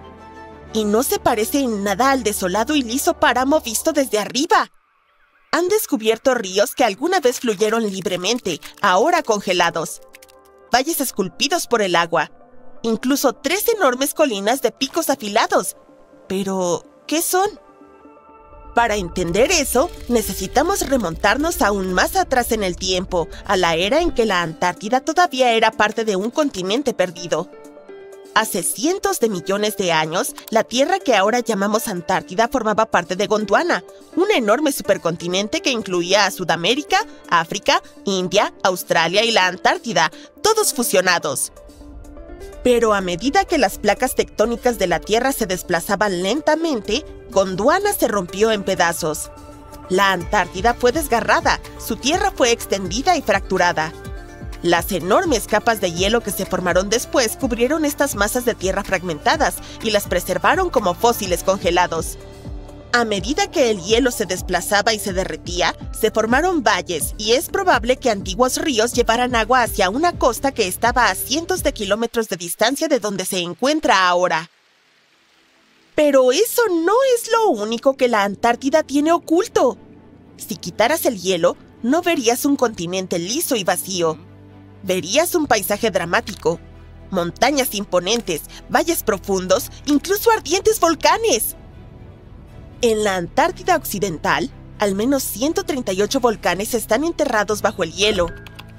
Uno de ellos, el monte Erebus, sigue activo y en su interior tiene cálidas cuevas volcánicas donde podrías caminar en camiseta. Oh, y si no fuera lo suficientemente extraño, el Erebus también está expulsando oro. Sí, diminutas partículas de oro que provienen del interior de la Tierra. Los científicos creen que esto ocurre porque el magma, la roca supercaliente y semifundida debajo de la superficie, transporta oro líquido a medida que asciende. Cada día, el Erebus libera unos 100 gramos de oro, lo que equivale a unos $6,000 diarios. En un año, eso suma 30 kilogramos, o más de $2 millones flotando hacia el cielo. Desafortunadamente, antes de tomar las palas, tenemos que recordar que solo son partículas microscópicas. A menudo tienen menos de 60 micrómetros, más delgadas que un cabello humano, sin mencionar que están esparcidas hasta 1000 kilómetros de distancia del propio volcán. Encontrarlas es casi imposible. Pero eso solo demuestra que incluso en un lugar tan inhóspito que parece un desierto blanco, hay muchos misterios fascinantes por descubrir. Por ejemplo, de alguna manera, la vida sigue aferrándose allí. En 2017, los científicos perforaron profundamente bajo el hielo de la plataforma de hielo de Ross, buscando agua. Pero en su lugar, encontraron algo fantástico. Un río, escondido bajo 500 metros de hielo, corriendo a través de la oscuridad. Y dentro de él, cientos de diminutas criaturas parecidas a camarones. Se acercaron a la cámara, bloqueando la lente, y les dieron la bienvenida a los científicos.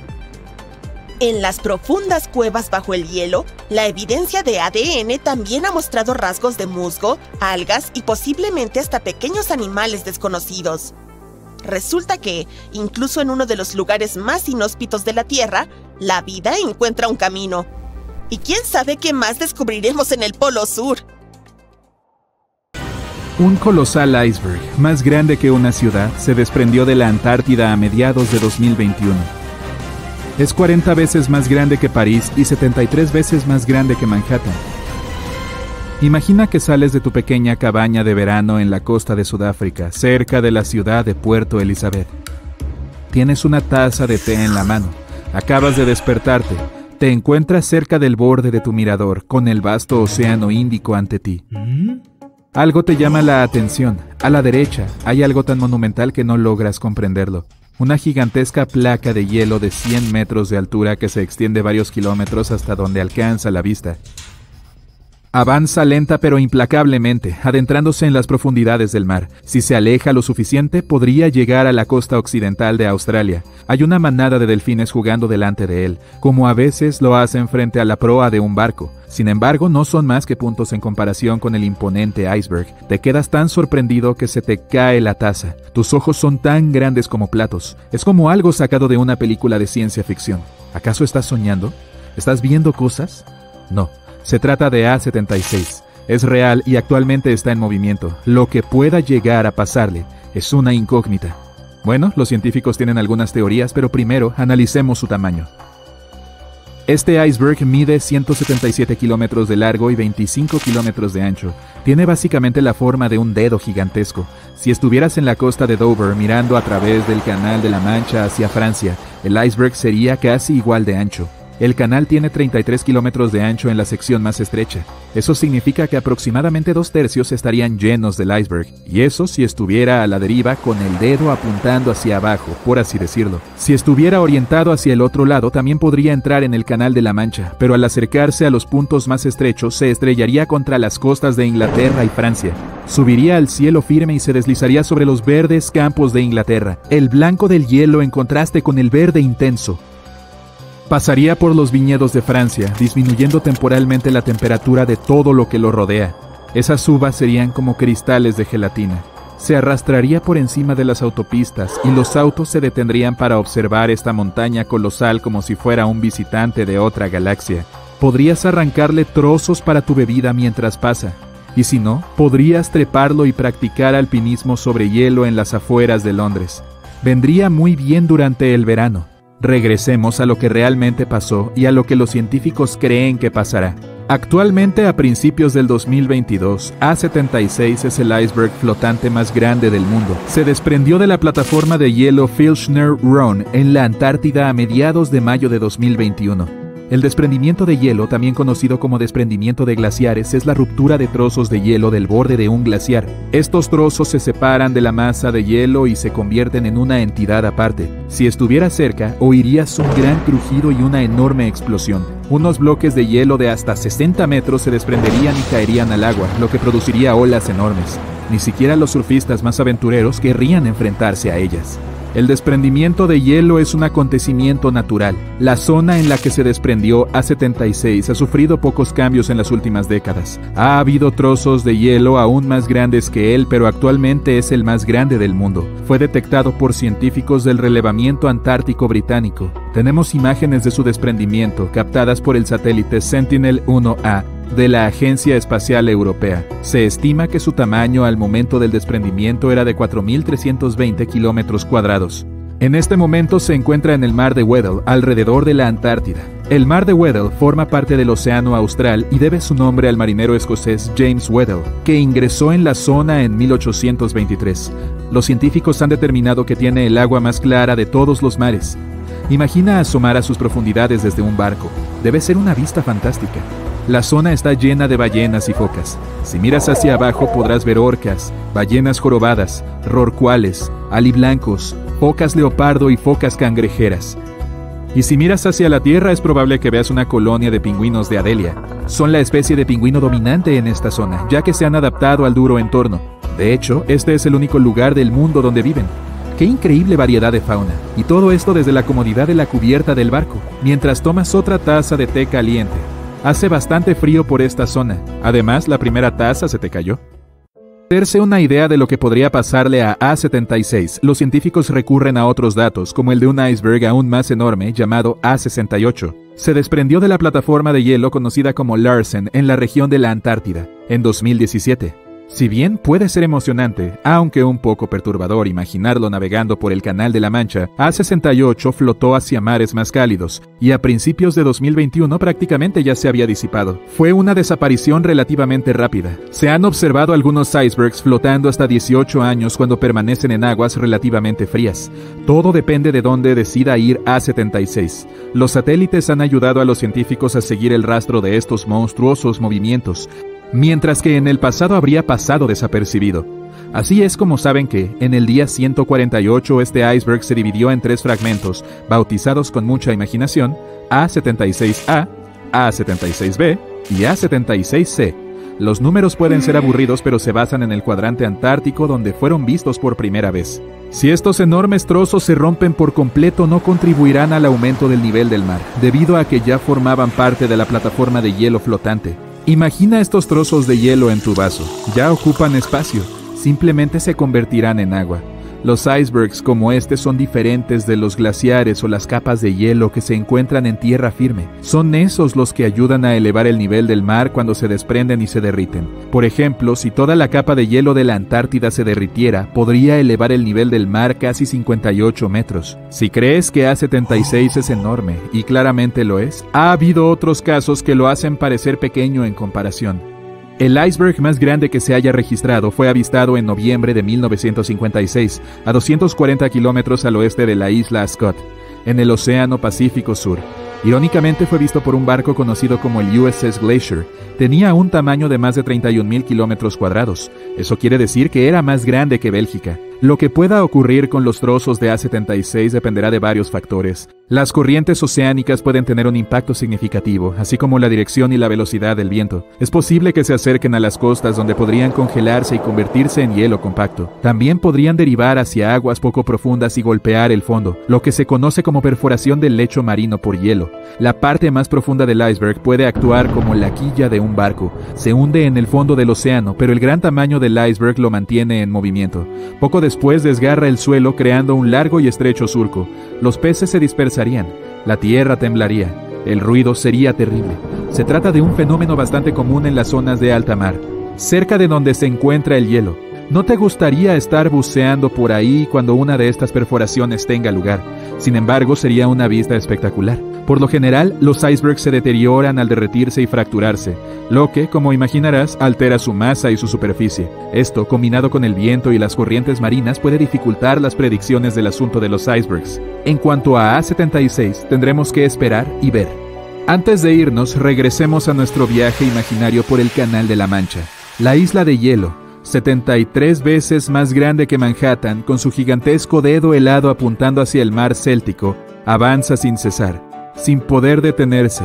Cientos de miles de personas han viajado a las costas de Inglaterra y Francia para contemplar este extraordinario espectáculo a medida que pasa. En la cima de hielo hay miles de pingüinos jugando alegremente. Parece que devuelven el saludo a la multitud de espectadores, que les toman fotos antes de que se alejen.